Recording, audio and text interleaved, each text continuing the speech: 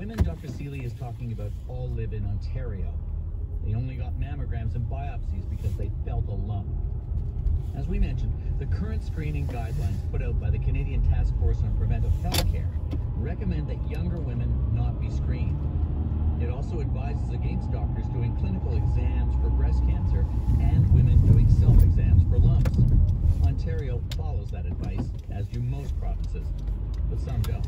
Nova Scotia follows its own guidelines that women aged 40 to 49 have annual screening mammograms. PEI's guidelines say screening is available every year through self-referral for women in their 40s.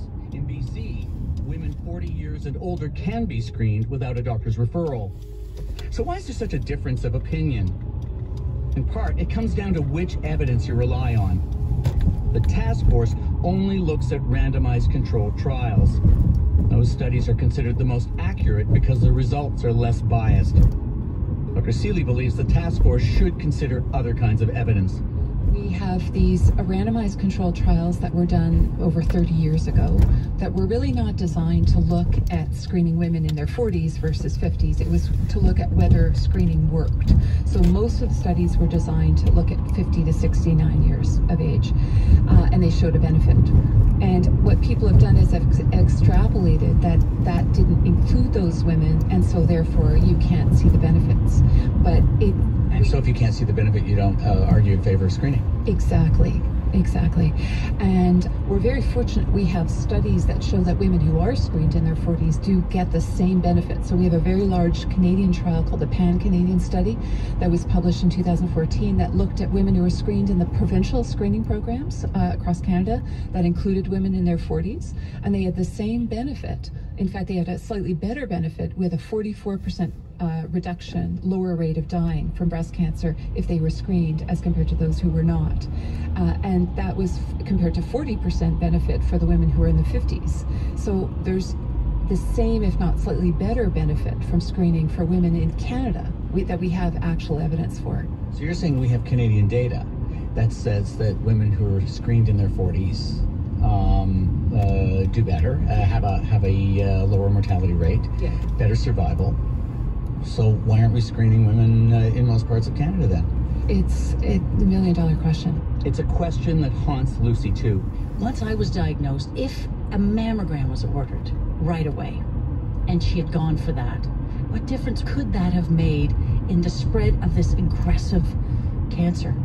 What if they could have caught it earlier? I can't help but mull that over and to just think that it couldn't have but made a difference if something had happened earlier. You think she would have been alive today had she had that mammogram when she was 44 and when you were diagnosed with breast cancer?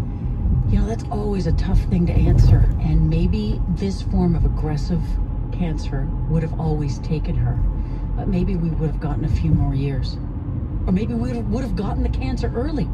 I don't know, but it is a question we as a family have about screening and about the importance of making mammograms available to women in their 40s. Like if you ask me, I could name you 8 women I know just off the top of my head who were diagnosed with breast cancer in their 40s, a few in their 30s. So why wouldn't you have protocols to test women in their 40s for breast cancer? It doesn't compute. But it does compute for the Canadian Task Force for 2 reasons. One is those randomized clinical trials we mentioned before concluded that screening women in their 40s does not reduce the chance of dying from breast cancer. The other is that mammograms pick up lots of what doctors call false positives, areas that appear abnormal and need to be biopsied, yet don't turn out to be cancers. The task force says those false positives cause women in their 40s needless anxiety. Dr. Seeley looks at it differently. I can tell you every woman who I've spoken to who after the fact have had a false positive recall, you know, it turned out to be a cyst or they had a biopsy and it was a fibroadenoma, they're so relieved that it's not cancer, and they never feel angry for having been falsely alarmed. They're just actually very relieved that they don't have a cancer, and they're more likely to continue with screening. The women who are the angriest, who I've spoken to, are the ones who had the misdiagnosis, where they did not have the benefit of early detection. And those are the women who feel that they have not been well served by our system. It's very difficult to tell a woman, you know, if you had had a screening mammogram 2 years earlier, you likely would have had this picked up earlier. But that's the anger that they feel. It's like they want to have an early diagnosis. So the anxiety of the false alarm is something that I do not see anger or frustration at that. There's frustration, and there's also confusion about another of the latest task force recommendations, that 40-something women not do breast self-exams to check for lumps. Lucy Van Olden-Barneveld says she found her breast cancer through self-examination. Where would I be today without self-examination? That seems absurd to recommend against that. I am proof that breast self-examination made a huge difference for me. So if the recommendations say no mammograms in your 40s and no self-examination, I don't understand what the recommendation is, given that we are talking today about women who've found breast cancer in their 40s. Is it wait till you have a big lump and hope that it's not stage 4? I mean, that seems like a reasonable conclusion. I can't reconcile those recommendations. We invited a member of the Canadian Task Force on Preventive Healthcare to appear on the show. They declined. But in an email, Dr. Brett Toombs, Task Force Chair-elect, said this: the task force conducted extensive and careful systematic review of the best possible evidence on breast cancer screening. Our guideline recommends that women have the information they need to make the decision that is best for them. It does not prescribe against or for screening for any women. Indeed, our mammography recommendations are conditional on women's values and preferences.